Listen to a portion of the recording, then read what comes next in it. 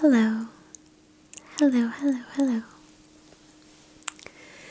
Thank you for coming back to my channel today, or for coming for the first time if you're new. I hope that 2020 has treated you well, and I'm now going to work on setting a few goals for 2021 if you want to join me.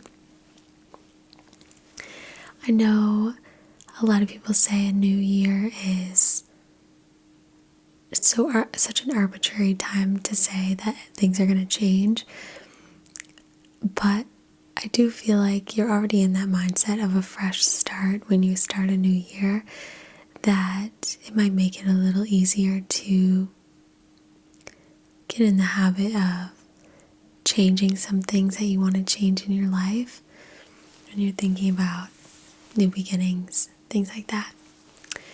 So, and with that being said, 2021 I think is a year that we should not necessarily maybe have extremely high hopes for. After 2020, we all went through a tough time, some of us much more than others, but it was a stressful, rough year. Less time to be social with others, and it took a toll on a lot of our mental health. So I don't think we have to have such elaborate goals for 2021 per se. If your goal is just to continue to get through it, I think that makes a lot of sense.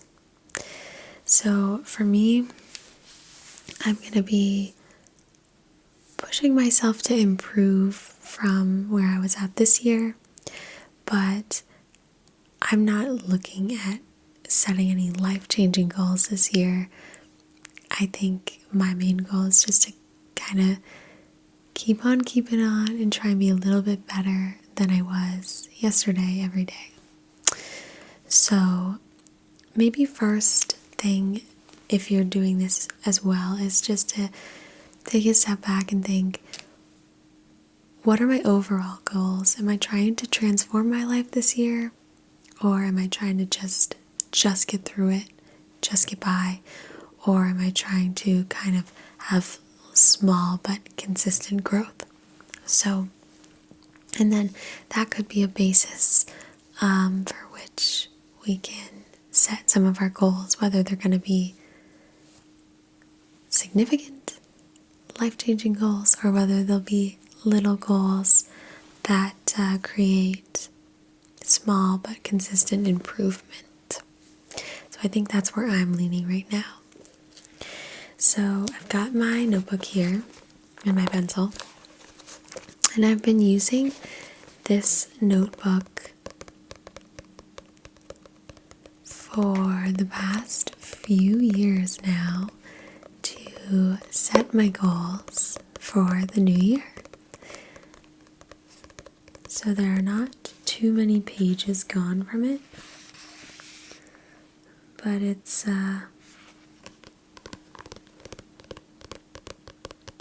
nice because I can look back from a couple years ago and see like my goals for 2019 and what they all were, and it's kind of interesting to go back and see what did I accomplish and what didn't I accomplish, what have I improved on, and what can I keep on my list for this year or keep in the back of my mind.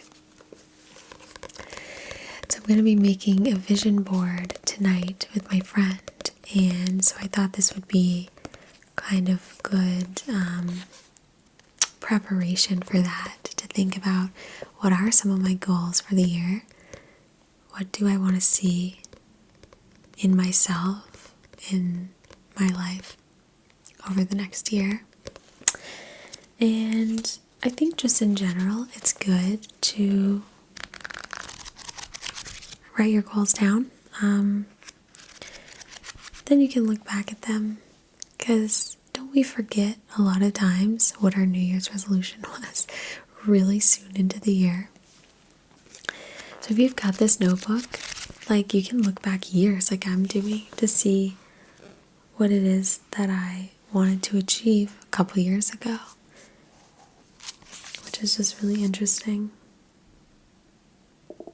Take more time to learn new things, I said. Get enough sleep and have a consistent sleep schedule. I mean, that is something I do the majority of the time, but not all the time. So I'm going to start writing down a few things that I want to achieve in 2021. And I think I'm mostly just going to maybe focus on a few different categories of my life and see in those categories what I want to improve. So just to spark a little bit of my imagination here when it comes to setting these goals, I pulled up this list that's an example of 20 goals for the new year. So I'll just start by reading those off. And I'll just see if it gets me inspired and can help me think of anything that I'm looking to achieve this year. So the first one is give up a bad habit, which I feel like I could do. I've been biting my nails pretty much all my life, as long as I can remember. It's such a horrible habit. It's really hard to break. But yeah, because you do it subconsciously when you're not consciously thinking about it. So it's really hard to stop yourself from doing it, because when you're doing it, you're not thinking about doing it, if that makes sense. But anyway, that can be a goal for this year. Work out consistently. I think this should be another goal of mine. Honestly, like baby steps, I think, but I think I could treat my body a lot better. It could be a lot healthier, I know, a lot stronger. So that's something I can work on. Create a cleaning schedule. That one I think I'm pretty good with. Make new friends. That's a good one. But I feel like I love my friends, and I've met a lot of new people recently who I really love, and I think you can only have time to be a good friend to so many people. So I would say rather than make new friends, be a better friend to the friends that I have. Save up money. That's always a good one. Travel. I won't make any goals for travel for this year before we know what's going on, and if it will be safe to do so. Get a job or start a side hustle. For me, I would probably change this one to focus on my school and my work and my YouTube channel, because that's, I've already got that going on, so I don't think I need to start anything new, but just remember to put my time and energy into it. Create a monthly social media detox day. I think that's a great idea as well. Or rather than one day a month, maybe something like consciously limiting my screen time and my social media time every day. So like as little as possible, check it. Reduce plastic use and my carbon footprint. I think this is a good one. I'm trying to do that. I think most of the year I walk to work, which helps by not using a car. I try and use reusable things as much as I can. I buy a lot of secondhand clothing. I could absolutely do better. So a little bit more research, a little bit more dedication of time into that is probably a good idea. Declutter social media apps and follows. I think this is a good one that I could probably do. You know how you just follow a whole bunch of people and sometimes you don't even interact with their things, or they might even make you feel bad somehow, like if you compare yourself to them or they just don't align with who you are, who you want to be. I could definitely go through and select whose content I really want to see and whose content really helps me. Donate to a non-profit organization. I think that's a great one. A really great one. My mom was actually telling me yesterday that my grandfather always used to say that charity starts at home. So I think that maybe I donate when I can to nonprofits, but what I can really do, no matter how much money I have, is I can help those around me, my family and my friends and those close to me, help them with things that they might need, sharing with them, give them my time, things like that. Because if everybody does that for everyone close to them, then that helps a lot and solves a lot of problems that we donate for sometimes.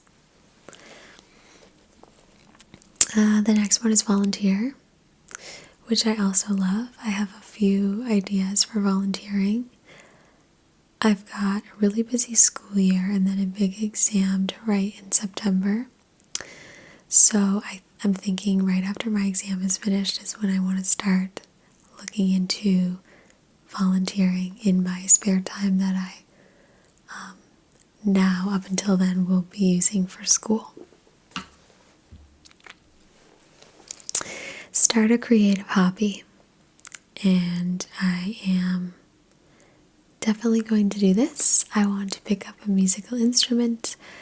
I'll probably be doing it at my own pace, but just something to be working on. And when I go places and people are all musically inclined and can play instruments and play together, then I want to be able to as well. Evaluate my relationships. I would say for this one, maybe I'd change it to something like put more time and energy into my relationships, because I think the relationships that I have, I've definitely chosen for a reason. I think they're all worth having, and I think what I just need to do is understand what each person needs from me and try and be the best version of that and the best version of myself that I can be for them. Buy fewer new things.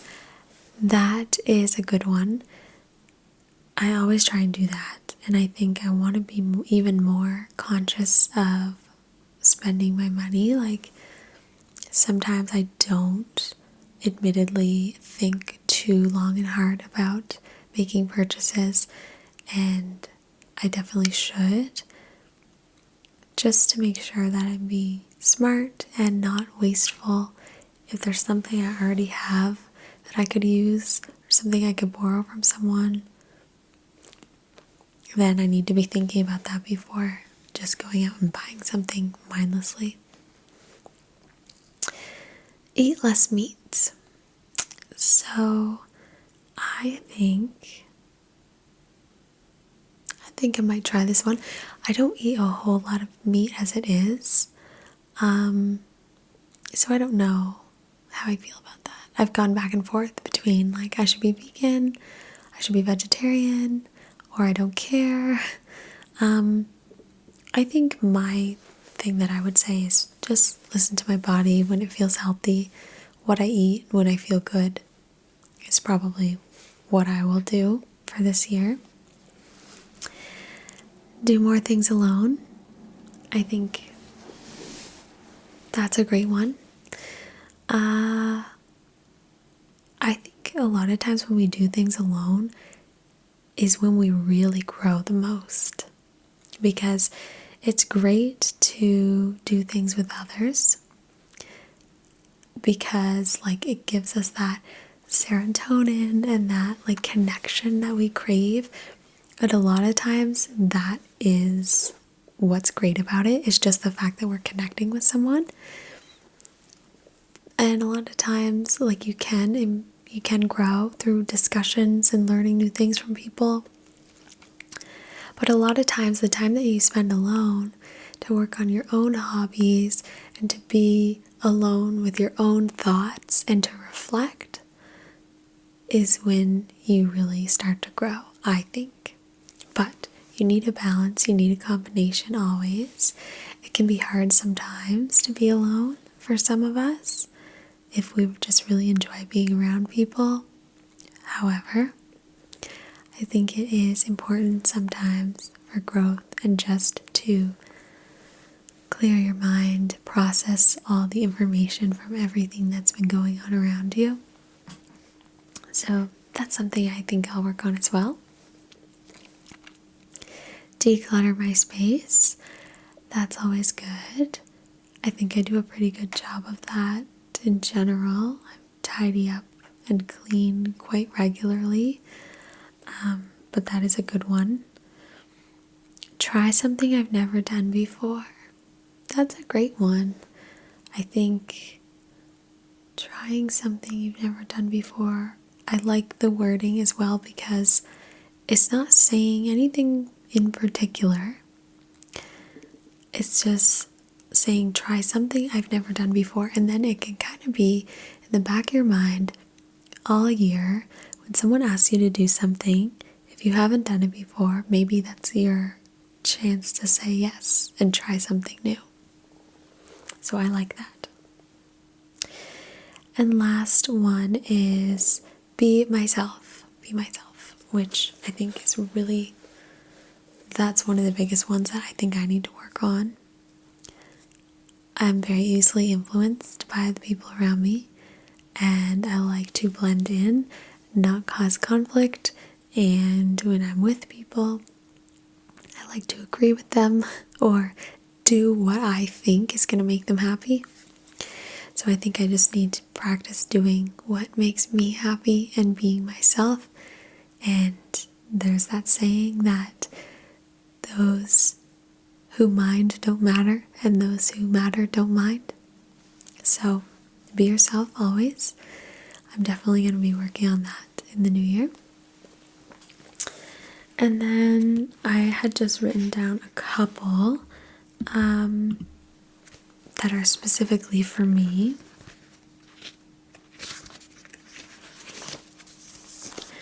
So I want to be more in the moment. I find that, and this was something I took from one I had a couple years ago, I think I've probably done a better job, but it's something I think I have to constantly be thinking about and trying to be better at. Be more in the moment. Stop trying to just hit the fast forward button all the time. Be excited for the future, but enjoy the present. Enjoy every moment. I wrote, enjoy every moment with wherever I am and with whoever I'm with. So every moment has a purpose in life, and we should just live it and not be only half living it because we're waiting for the future or dwelling on the past. So that's something I'm really going to work on. And I also want to try to not compare myself to other people and not judge other people. And this is something that has also been kind of ongoing that I try and work on, but it bears repeating and reminding myself. I just try and think about if I overheard someone saying something like that about me, how hurt I would be. Is that worth saying? Even if the person's never going to hear it, if they did hear it, how hurt they would be, is it worth saying? And usually I think it's not worth saying. And then comparison, I think, is the thief of joy, and it lowers your own self-confidence. And I think we should be confident, and maybe we should be inspired by others, but not compare ourselves to others, because there's always someone, always, who is more XYZ, or has more, or whatever. Like, there's always someone who has it better. So don't compare yourself. Just get inspired by people and let that motivate you to be the best version of yourself. And there's that saying that says the only person I compare myself to is my past self, or who I was yesterday. So I think that's a much better way of thinking about it. Is like, how can I improve from who I was yesterday? Instead of like, oh, I need to be more this, like this person. So yeah, I just wrote those few down, and I believe if you want to write your own, those are some prompts, I guess, but there are also a few like life categories that are good to think about if you're trying to think about what goals you should have. So like life categories here, for example, career, financial, personal growth, relationships, hobbies, and health and fitness. So you can think of a ton of things under each of those that you'd like to work on. Like under personal growth, we've got read more books, do random acts of kindness, sticking to your resolutions, start a journal.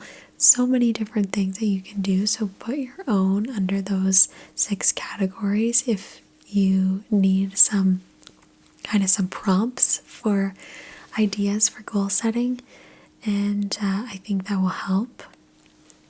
But I think it's always good to think about our goals. Even there are a ton that I wrote for 2019 that I haven't accomplished yet, but it's always good to think about it, because I think it's in the back of your mind, and whatever you're always thinking about is more likely to happen. I feel like, they say if you're thinking about red cars, you're way more likely to notice a red car.